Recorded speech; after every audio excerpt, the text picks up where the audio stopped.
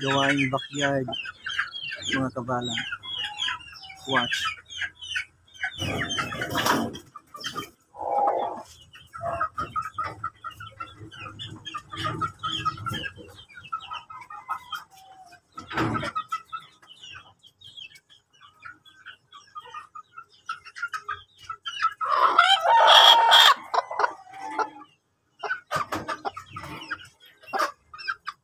Bibitawan ko mga kabala, pagalain. Ayan. Kasi para makatakbo-takbo sila dito sa ano, para ma-feel nila yung space na medyo malaki na.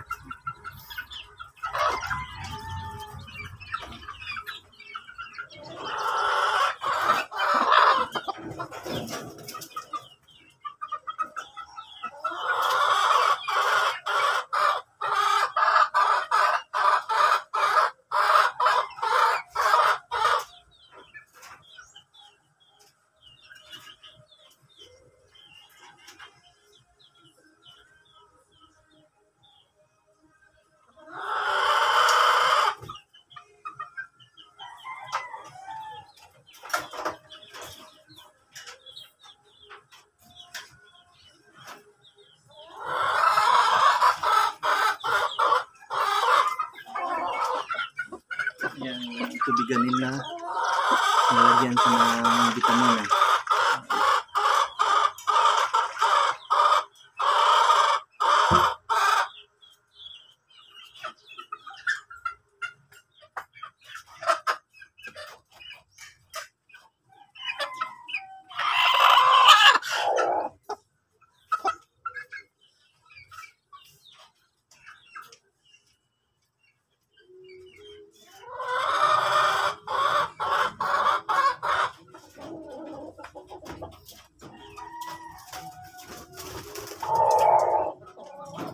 Yung gawaing backyard na kabala.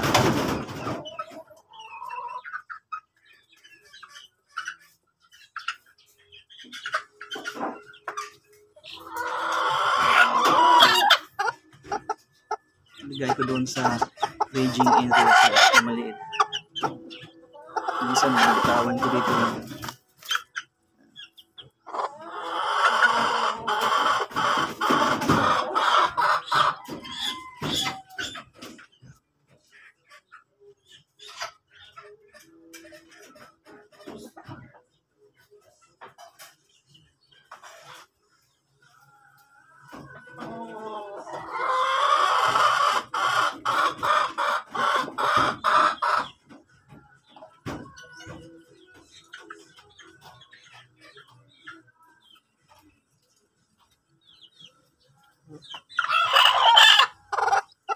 Kahit ano lang yung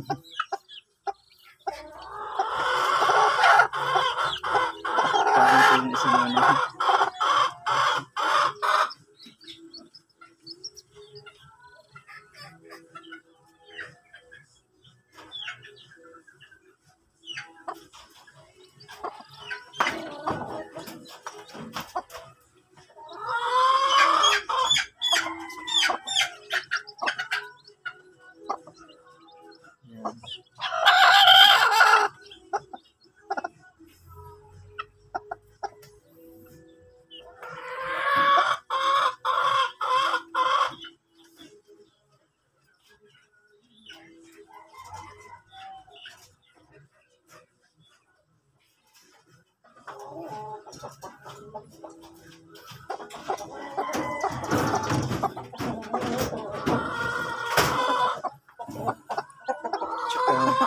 Ito nga kabalak sa labas.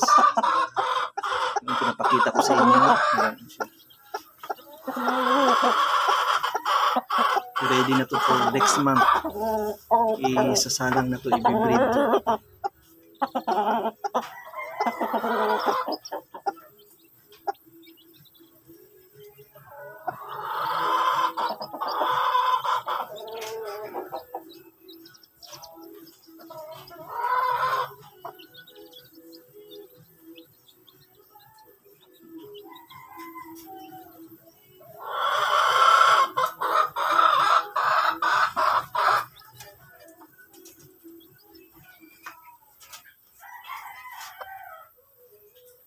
ito yung hen na ipapari sa kanya. Yan.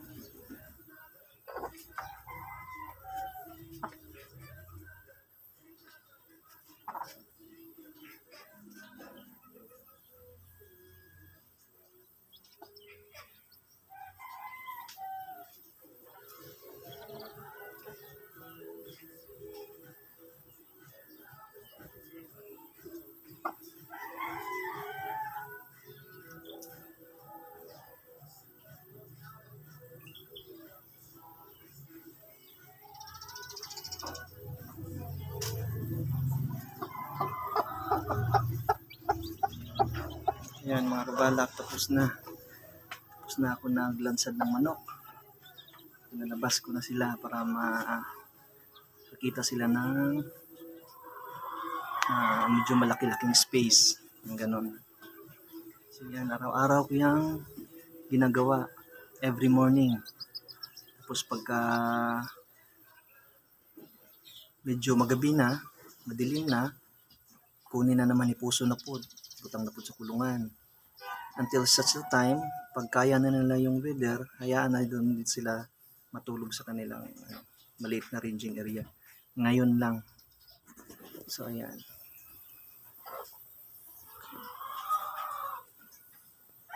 Ito yung tinago niya yung sisiw niya. Pero nakakain na yan. Kabalak.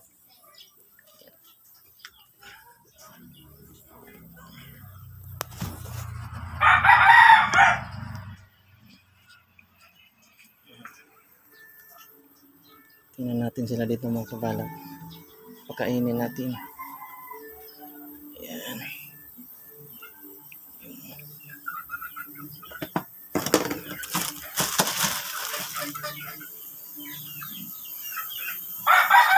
Diyos ko na, kaya sila.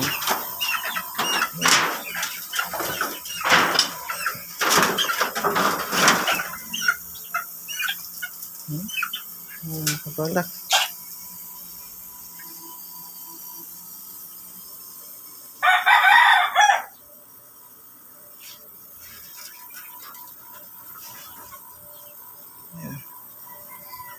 Ayan sila. Yan yung produce ko sa black. Yung pinahiram sa amin, yan.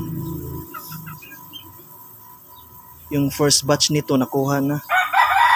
Ito lang yung natira sa akin. Yan. Ito ko na-rage. By later on, dyan na yan sila matutulog. Oh. Hayaan ko na yan sila.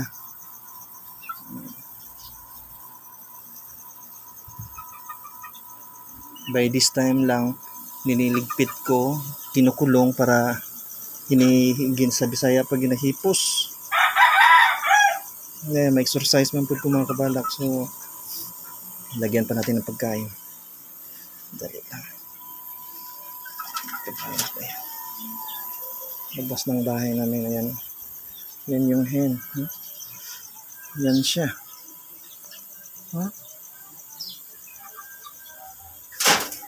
Yan siya mga kabalak. Oh. Yan yung sister ng gold. Yan. Yan yung sister ng gold. Feeds ko kayo ng feeds.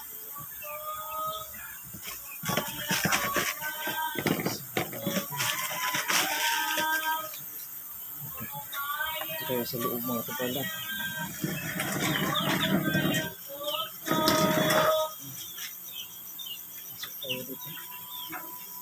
Ayan. Sulod ko sa mga kabalak. Ito yung nabuhat everyday. Kasi ito. Dependa ng sumanding ka. Shout out ate, sumanding ka. Shout out sa imong pugihan.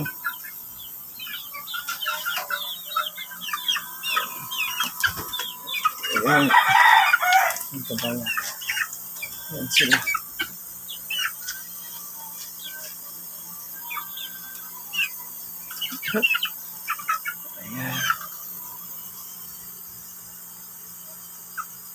Ayan sila mga kabalak.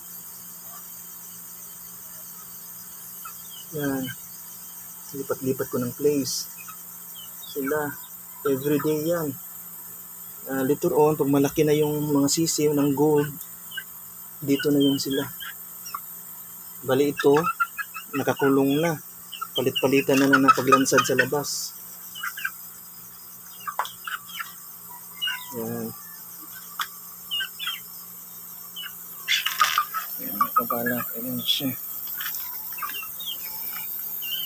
Mahirap. Sabi nung hawakan ito yung cellphone, maggawa ako ng lalagyan ng ng cellphone para hindi gagalaw ng gagalaw.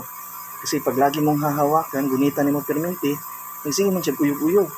Pwede nimo makontrol kung ano niya paggunit. So, ana na lang yun.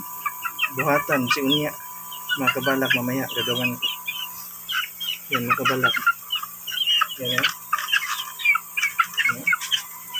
Yan sila.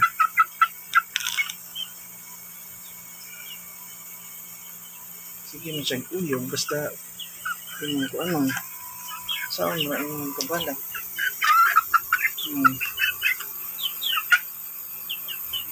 Yan na lang gunitan. Dapat sana malayo yung paghawak ko ng cellphone. Pero, ayan. Tapos na. Yan. Sana magustuhan nyo yung pagbablog ko mga kabalak. Please subscribe my channel. Share and like. Ayan.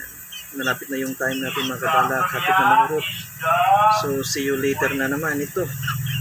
Kasi wala naman akong editor. Ako lang. Hinahawakan ko yung cellphone ko. Tapos ayan, nag-video ako. Nag-istorya. Anak. Muna pag mulakaw ko, gunitan akong cellphone. Mag-uyog-uyog lang siya. Medyo lalain sa tanaw yung mga kabalak, no? Pero sige lang, hindi naman high-end yung natin, basta may magamit na cellphone lang, okay na. Hindi naman tayong sobrang maarte na tao. Hindi pare sa uban na high-end yung ginagamit na digital, mga gadget. So ayan.